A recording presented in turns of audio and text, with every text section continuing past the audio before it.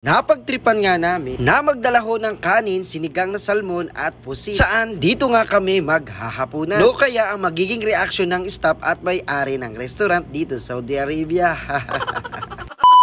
Kagaling ako sa trabaho ay nagluto na agad dito si Russell ng sinigang na salmon. Sabi ko nga ako diyan sa kanya, meron tayong kakaibang gagawin. Doon tayo pupwesto at kakain sa isang restaurant dito malapit sa aming accommodation. Kaya naman dali-dali na lang namin dinitbit itong sinigang na salmon. Dadaan na rin namin dito sa isang kaibigan namin na magbibigay ng pusit ay tamang-tama nga naman para dalawang ulam namin sa isang restaurant. Habang ito naman si Jacob ay bitbit na yung isang kalderong kanin. Bali nga ako nagtaksi nga kami papunta doon sa restaurant na aming kakainan. Medyo kinakabahan nga ako sa mga oras na yun dahil first time nga namin gagawin dito na makikain kami sa isang restaurant. Ano kaya ang magiging reaksyon ng mga staff at may-ari dito?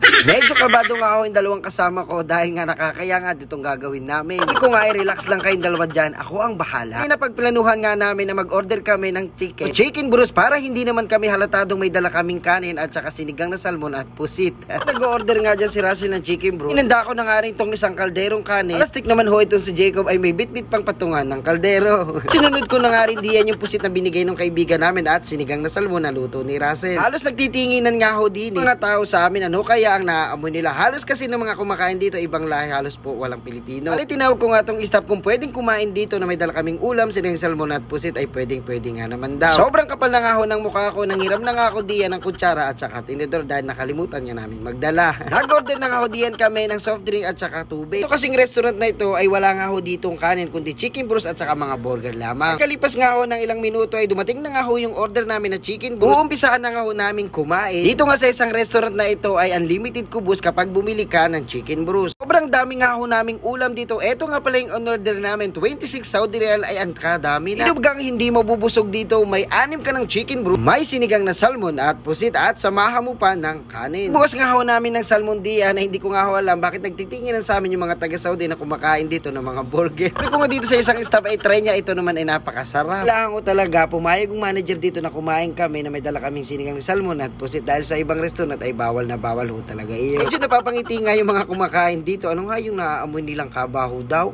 Kaya man. Siguro naman ho lahat tayo ay familiar sa albaik. Ang albaik ay puro chicken or chicken nuggets ang mga paninda doon, wala ho kanin. Kaya naman ang advice ko sa inyo, pwede kayo magdala ng isang kalderong kanin para naman makatipid kayo. Kasi hindi nga namin kung anong uunahin namin ditong kainin dahil meron kami 30 putahe. Iguradong taob na naman ang kaldero nito kay Russell at kay Jacob kataba naman ito at kalakas kumain itong mga to ay Ali ang pangalan nga na pala ng restaurant na ito ay Altasal. Dito sa Altasal ay napakasarap po ng mga pagkain, burger at saka po mga broasted. Kung gustuhin nyo naman ay pwede kayo magdala ng kanin dito, magpaalam lang kayo sa mga staff at manager. Gayahin nyo sa pinidiskarte. Diskarte lang. Medyo napaparami na nga ang kain itong dalawang ito. Ako'y napag-iiwanan na Sige nga titig at tingin ho at ngiti ito ng staff na ito. Sa katagal nga daw nagtatrabaho niya dito sa restaurant dito, first time nga doon makakita na may magdala ng kanin at saka ulam. Sobrang lakas talaga ng trip mo pinidiskarte. Saan mo naman susunod? Sobrang busog nga ho namin. Ayan, hindi na nga halos kami makatayo at makahinga.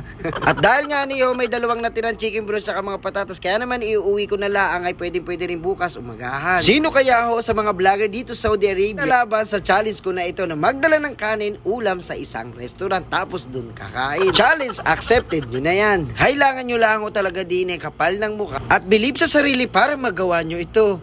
Parami nga ho yung kain ko, mukhang ako'y naieba kaya nang wait lang kayo, i-adjust muna ako. At dahil nga pinayagan kami kumain dito, sabi ko sa kanila ay kayo na lang magligpit yan para naman medyo hindi nakakaya dito sa staff. Pagkatapos nga namin kumain, nabangan ko nga yung staff na yung nag-assist sa amin ay bibigyan nga natin ng tip. Sana all. Huwag ko na nga doon sa loob, sabi ko may ibibigay lang ako saglit. Eto na nga't lumapit na ay tuwang-tuwa ay sana all pinidiskarte, galante magbigay. Hanggang ngayon nga ako'y natatawa nga ako sa mga pinagagawa namin. Ko puro sobrang hirap talaga kasi mag-isip ng content. Kahit ano na lang ay talaga i-content para mapasaya kayo. Para matanggal lang stress nyo. Sa mga magtatanong diyan, ang restaurant na nga ito ay dito yan sa Muhata Sargia, malapit sa accommodation namin. Ay siya, hanggang dito na lang ho. Ako ho si Pinoy Diskarte, nadapa noon, muling bumangon ngayon para sa pangarap. Yun lamang po, maraming po salamat, ingat, God bless, thank you Lord sa blessings sa araw-araw. Hinahamon kita, challenge accepted na.